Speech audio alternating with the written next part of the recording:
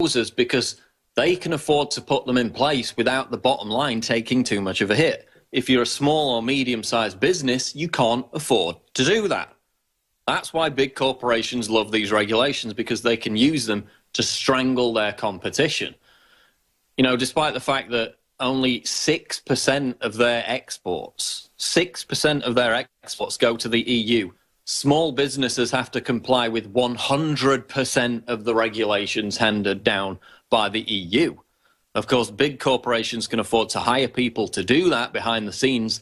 Small businesses can't, so they end up just either giving up entirely or not exporting to the EU. And of course, then they get beat in terms of competition.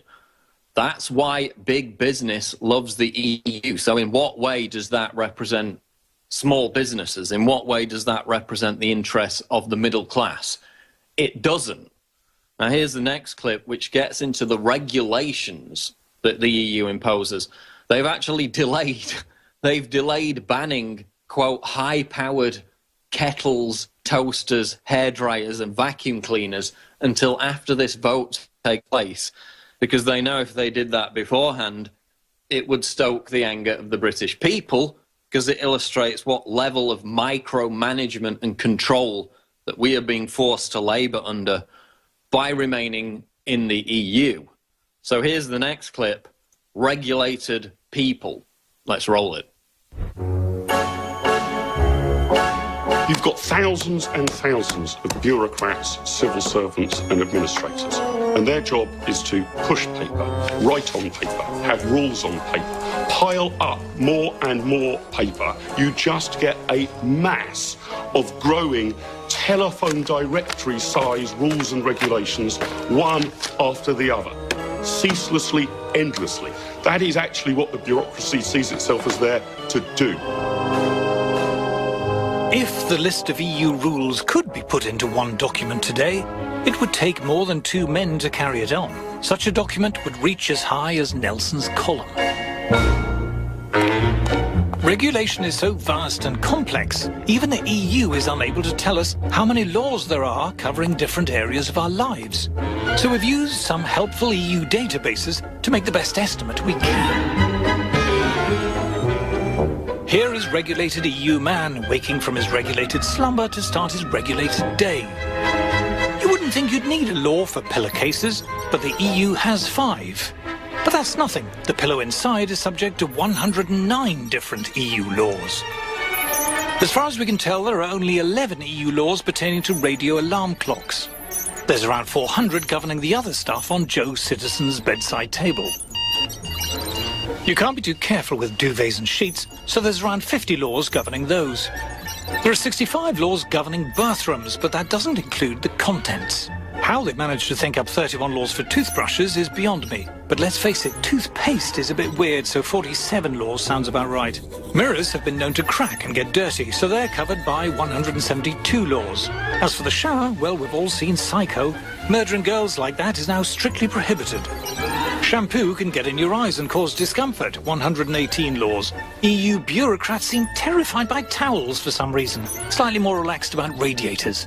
There are 1,246 laws relating to bread, but just 52 covering the crazy anarchic toaster. Just 84 laws cover fridges, but an impressive 12,000 laws cover milk. After all, it might go off. Bowl, 99 laws. Spoon, more than 200 laws, same for the orange juice. But the coffee, whoa, stand back, Grandma. This toxic jungle juice can keep you up all night.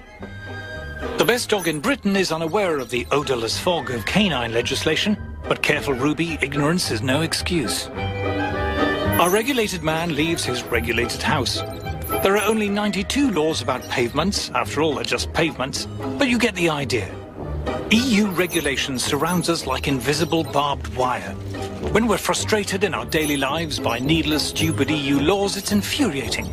But it's much worse than infuriating if you're thinking of starting a new business. It's like entering a legal minefield. For small and medium-sized businesses and startups, it's perilous. Complying with regulation imposes huge costs, and falling foul of regulation can put you out of business. So again, it's crony capitalism, it's corporatism, it's the bureaucracy working hand in hand with big business to strangle out small business, because they don't have the means, they don't have the time, they don't have the staff to comply with these hundreds and hundreds for each individual thing. Towels, you saw there, like 200 different regulations for towels, 600 for coffee. They just don't have the time or means to comply with these regulations. So they either go out of business or they just have to constrict their trade to within the UK. They can't even trade with the EU.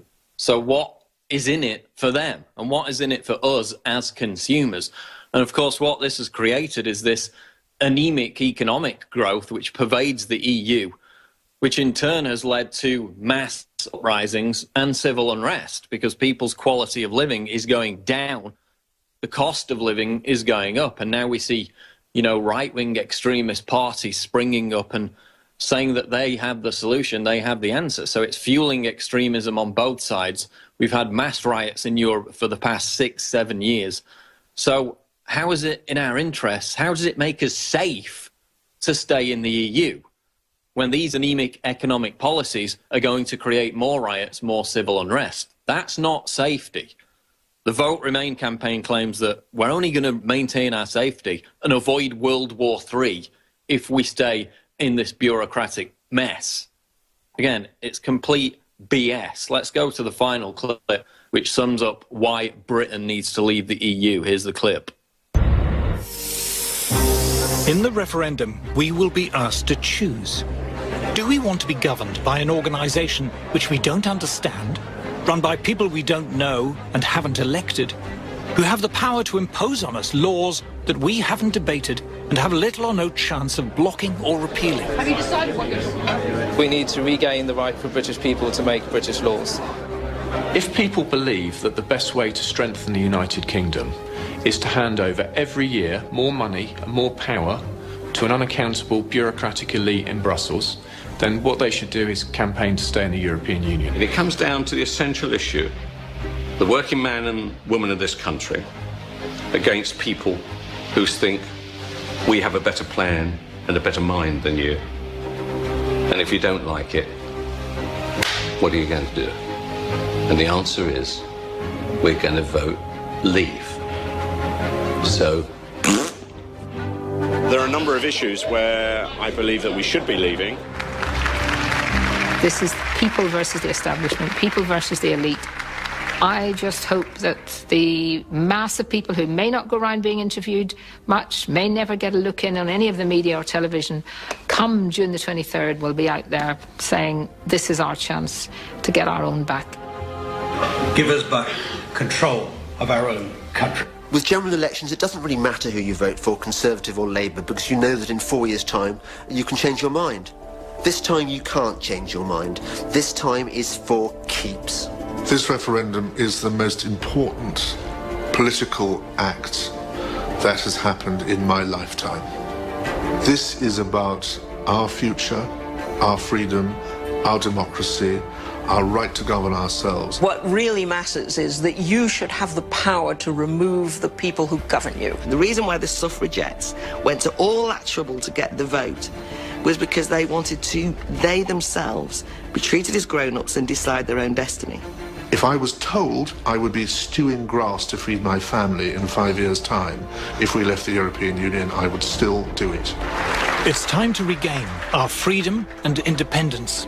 The right to decide ourselves how we live our lives. There's a lot at stake here. What we want is democracy. We, the people, should determine our own destiny. We have the capacity to shape our own futures. So my question is, what price freedom? That's Brexit, the movie, which came out here last week, and it's free on YouTube. It's free on Vimeo. I posted it on my Twitter page yesterday. So, of course, most of the listeners here are American. They're not going to vote in the EU referendum. I'm well aware of that. But you can reach many people. I think it's up to about 250,000 views on YouTube at this point, which, quite frankly, is not enough. We need to get millions and millions of views for that video because people in the United Kingdom are out there. They're looking for answers. They're not getting accurate, unbiased sources of information. And of course, that's vehemently pro-Leave, but again, they cite facts, statistics, history, and logic. They don't pander to irrational fear and emotion like the Remain campaign does by threatening World War III if Britain leaves the EU. You know, insulting people's intelligence to such a degree that they think they don't know the difference between NATO and the EU, as David Cameron has done. You know, saying that ISIS would support us leaving. Completely ridiculous, fear-based, emotional manipulation. We'll be back with the final segment of the Alex Jones Show Overdrive. Stay right there. We are back at the final segment of the 4th hour Overdrive. Remember to go to InfoWarsStore.com. We've got 20% off Survival Shield X2. Again, it's really important to support us so that you can fund our drive, our effort to challenge the mainstream media on all these key narrative battlegrounds, which is what we'll be doing at Bilderberg again next month. It's not cheap to fund all the hotels, all the flights, all the equipment, to pay staff to go out there. So that's where your money goes. You've been really excellent in supporting us so far, so please continue to do so by getting the products at InfoWarsStore.com, and you can read the independent reviews of legions of people who are very satisfied indeed with their products. But we've only got a few minutes left, so we're going to go to these news stories now. Information Liberation reports, quote, "You're a German, you're nothing. Migrant filmed assaulting and bullying German teen." So this is basically a racial attack. Of course, it will get no mainstream media coverage whatsoever. The German police are already probably busy covering it up, like they did with the mass migrant molestation in Cologne. Basically shows a young German teen being bullied, being shamed for being German by a Turkish migrant as he smacks him in the face and threatens to gouge out his eyeballs. Another example of the fantastic cultural enrichment that Europe is currently enjoying. More cultural enrichment news. Sharia street patrol in Austria hospitalizes father protecting his daughter. Of course, Sharia patrols, Muslim no-go ghettos don't exist. That's a conspiracy theory. You won't get hounded out, chased out, kicked out of them if you dare venture into them. According to the mainstream media, they don't exist. So I guess if we believe that, then we can just pretend that none of this is happening and snuggle up in bed and everything's going to be all right. Louder with Crowder reports super leftist J.K. Rowling defends Donald Trump. So basically, J.K. Rowling, who wrote the Harry Potter novels, got up and gave a speech during this gala in which she was receiving an award and said that, quote, "Trump's freedom to speak protects my freedom to call him a bigot." So even though she's diametrically opposed to him politically, she understands, she's an actual classical liberal, that if you silence, if you suppress, if you censor somebody else's free speech, then eventually that censorship is going to impact you. And of course, that's off the back of hundreds of thousands of morons in the UK signing a petition to ban Donald Trump. So J.K. Rowling got up and said, if you ban somebody who's, quote, unpopular, if you ban their free speech, then everyone's free speech is at threat. Of course, very few leftists will now admit that, and they're even now feeding on each other and censoring each other's free speech. So she's probably going to be the next target of social justice warrior meltdown. Paris, police car set ablaze as officers protest brutality against them. Basically, leftist militias, lazy French people who, God forbid, don't want to work over 35 hours a week, if asked to by their employers, are now going crazy. They're attacking police. They're setting police cars on fire after the police held their own rally to protest against the brutality being meted out against them. So that's starting to boil over in Paris. Ex-general says NATO-Russia nuclear war possible within a year. Again, hyping the necessity for the further encirclement of Russia, claiming that it's Russia that's the militant threat, and they're being surrounded by, you know, these missile defense shields, which of course are said to be aimed at Iran, but in fact are about isolating Russia. Daily Caller reports black Iowa student starts fight, loses, makes up hate crime, gets caught. Savage hate crime at the University of Iowa that sent shockwaves across campus turned out to be just another hoax. We see that more and more with Black Lives Matter and radical leftists who commit violence and then play the victim. But that's going to wrap it up for this edition of the Alex Jones Show. InfoWars Nightly News tonight. Alex will be back with the radio show 11 to 2 tomorrow. Breaking news at Infowars.com.